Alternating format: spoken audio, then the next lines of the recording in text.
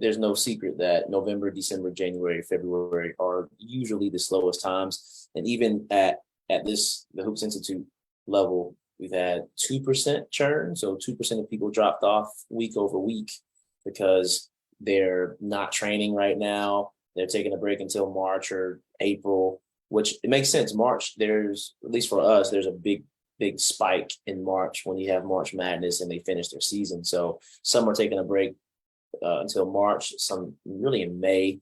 I think March is a great time frame if you're going to take a break from November until March. But really February to start ramping up to be prepared for March. That is very smart. You can use those months to really get set, save up, and to hit it strong from March until September, October timeframe. Some people are not training because they want to put it towards the merchandise. And there's a bunch of reasons, honestly, which to each his or her own. But for those who are actually still doing this and actually helping athletes from November to February, here are some things that you can focus on to continue the growth and to make sure that you are not stagnant and honestly lacking profit. So first things first, camps. I think the secret here is to look at each respective school district, and it takes work to market and to gain traction in certain areas, specific areas. For example, one area we're booked out for 2 days, next Monday and next Tuesday, we're booked out completely full for those 2 days. But in another area, which surprisingly, the area where I played college basketball, far removed, probably it has something to do with it. But the area where I played college basketball that I thought would have more traction right now has zero, nil. And that is a week or 2 weeks away from now. So I've got some work to market that and to make sure that there are more registrations. Actually, we have 2 people, but might as well say, no, we have 2 people there. So there is benefit to having camps scheduled, camps and clinics. So these are clinics in what I'm talking about. Camps more so for any kind of longer break, Thanksgiving break, winter break for December before you actually go and are released, spring break. Those are also times that you can host a camp, and maybe you want to turn your clinics from 2-hour clinics to 3-hour clinics or to a day camp or something. That's always possible. I think it just makes sense to quantify the gym rental and what the market is willing to pay for those camps, for those clinics. The holiday clinics for sure are there, and it doesn't have to just be a holiday. It doesn't have to just be a break. It could be a teacher professional day. It can be some other day, some other reason that they are actually out of school. I've even seen some people who prefer to train on election day. People are out on election day. So that is also an option. So there are 2 right there. There's camps, then there's clinics on holidays. The most important thing I believe is operating capacity, meaning you've got 2 hours a week of gym rentals. Do you only need 1? Do you need 3? Do you need 0 right now based on your clientele? I think minimizing, which is the benefit of actually not having your own facility. There are benefits of having your own facility. But as of late, the guys I've been talking to, the guys I know, there's more benefit to not owning your own facility versus owning it right now, or at least buying a facility. Owning means you guys don't pay the bank or the person who is actually owns it and is renting it out to you. So if you're renting, the way Mark Kennebrew frames it is very well. Renting time somewhere like a local rec, a church, a private gym, or renting space where you are actually leasing a property for 5 years, 3 years, and you're renting that space to where you can use it at any time that you want to. I think the majority of the trainers that we work with at Hoops Institute definitely are renting time, and renting time is beneficial because you can be nimble, you can be fluid, you can be flexible. If you don't need 16 hours a week, then you don't have to pay for 16 hours a week. You can minimize that to 4, to 3, to 2. So what I'm saying is if you've got 2 trainees, or you do only do private training, you got 1 or 5 trainees, then maybe you only need 5 hours for the week instead of renting 7, 8, 9, 10 hours. And it makes sense to really be tight and strict about the operating capacity that you have for November until February. My suggestion is minimize it as much as possible so that you can fill up every single slot that you have available for your training time. So minimize those expenses, mainly the gym rental, because that usually is the biggest expense versus, or other than potentially just paying yourself to be there. 4, I would say coaching if possible.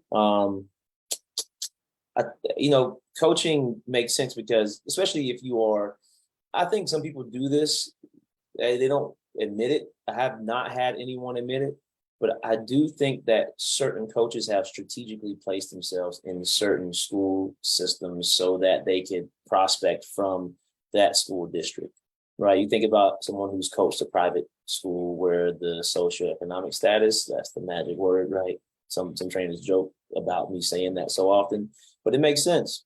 It really does make sense. Who your clientele, what your clientele can pay definitely does help.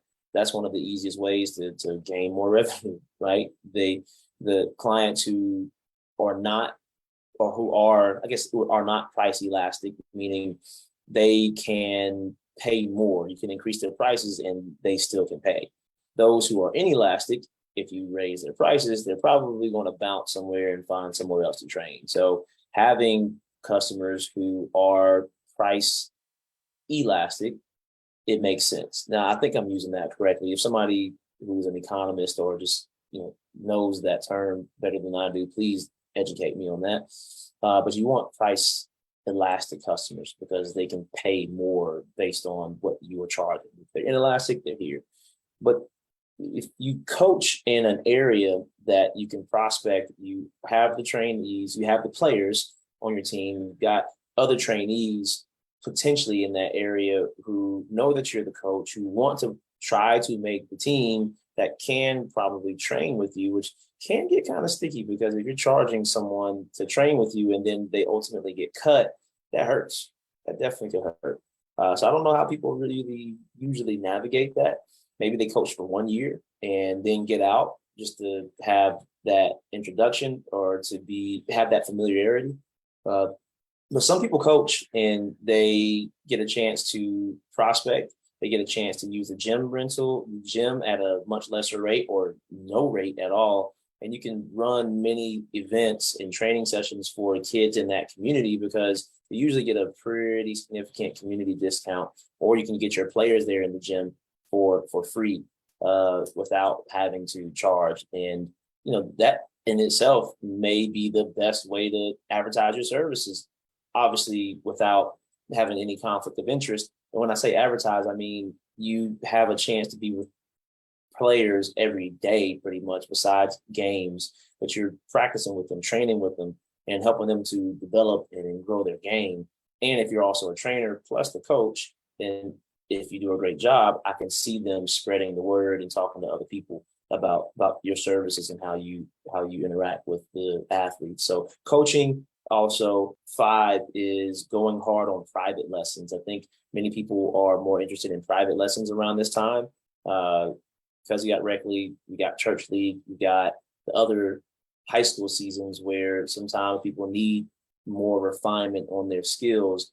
I do think this is a great time to start with the private training lessons. At least that's one thing that I'm going to start focusing on because, Monday, Tuesday, Wednesday, most days throughout the week, there's less availability to rent gyms because they have church league and rec league going on. But usually things don't start until 5 o'clock, maybe 6 o'clock sometimes. So there are pockets of time where it can either be a private training session as soon as kids get out of school or shortly before they begin any practices or other training sessions. I do think that's a 6th one there really is training beginners. Most people will not do this, which I think means there is a big opportunity in it that most trainers don't want to train 3rd graders, 4th graders. I get it. I really do get it, but I also understand keeping your income and your profitability and making sure that these ebbs and flows and the seasonality doesn't crush your basketball training business and making you have to shut down services, shut down shop. But again, to each her or his own. Uh, so private training lessons and beginners, youth athletes, starting to really focus on them, which also gives you more retention, more lifetime value if they want to stick with you.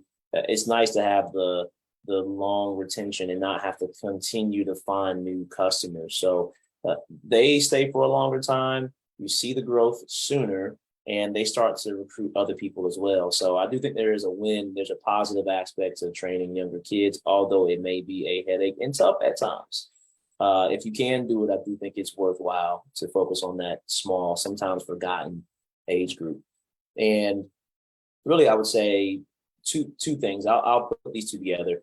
So I really have 8 for you. One is client acquisition. And obviously, well, I'll go client acquisition last. So number 7, I would say, is ancillary services like film, consulting, helping out with team practices. That is another way to make sure that you have some ancillary revenue, other revenue, in providing ancillary services during the winter months. I think that is something that can work. I've heard trainers using that. I haven't really heard many of them say it's been a large part of what they do during the winter times. It definitely keeps them busy. I'm sure of that. But consulting with coaches, watching film with athletes, maybe mental performance coaching. I don't know. I don't think you need a certification for that, but I definitely do think it would help. Those types of things. Team training could be helpful as well. So ancillary services, and last but not least, honestly, one of the most important ones is client acquisition, making sure that you have a means to get new people. I mean, even the best coaches in the world, the best organizations, they recruit, right? Like the Power Fives, they recruit. So why would we not need to recruit in our local area? And I do think a client acquisition system is very important, no matter what you're using, right? Of course, I'm going to say the playbook because I have not seen any competitor who has the automation set up and the funnel set up that we have set up that are so specific towards basketball that can be up and running shortly if the trainer actually works. A lot of trainers don't want to work. Most of us do. We work honestly harder than we need to at times to make things work. So I'm not shunning and saying basketball trainers don't work hard. What I am saying is basketball trainers don't work hard on the things that most basketball trainers don't work hard on the things that actually move the needle and actually gain and get results. I do think you need a client acquisition system. I do think trainers don't want to do the work that does not come natural to them to save them time, save them energy, save them money. So having a client acquisition system that gets clients or gets leads for you, that turns them into clients if you are worth your salt and train well and are professional, that is invaluable. And that is what the playbook has. It definitely is a shameless plug for the playbook because I've seen what it can do for people who actually apply the systems and make it an asset, not a liability. I've also seen what it can do for people who don't want to reach out, who don't want to put in work, who aren't clear in what they want to have set up and don't want to look at support videos or reach out to support. I've seen both sides, and it's worth the potential benefit to put it out there to you if you're a basketball trainer who wants to get more clients, wants to get more leads, and doesn't want to be texting every single person who's interested in your basketball training services because you don't have time. I know guys who spend hours a day texting out their messages, and I'm surprised you're not sick and tired of doing it yet, but that is what people respond to. So I understand that people like a personal touch. I also understand that it's not for me and it's not for other basketball trainers who don't want to have that set up and who rather have some more automation and efficiency. So I'm done with that. You got camps, you got clinics, you got operating capacity, minimizing expenses, you got coaching, which I'm going to come back to. Coaching, you got going hard on private lessons, you got focusing on the younger, sometimes forgotten athletes, like the homeschool athletes, the young athletes who are in second, third grade.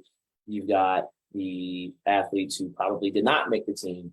And church league, rec league, so on and so forth. The ones who are beginners in the sport. Got the ancillary services as well, like team training, consulting, film watch, and you got client acquisition as well. Between those 7 to 8 things, I do think you can find your spot, your niche, and make sure that the winter is profitable and the winter is not a drag and a drain, because I've been in that spot where I've been thankful that I've had one client who saved the day, and without that one client would have been done in year one.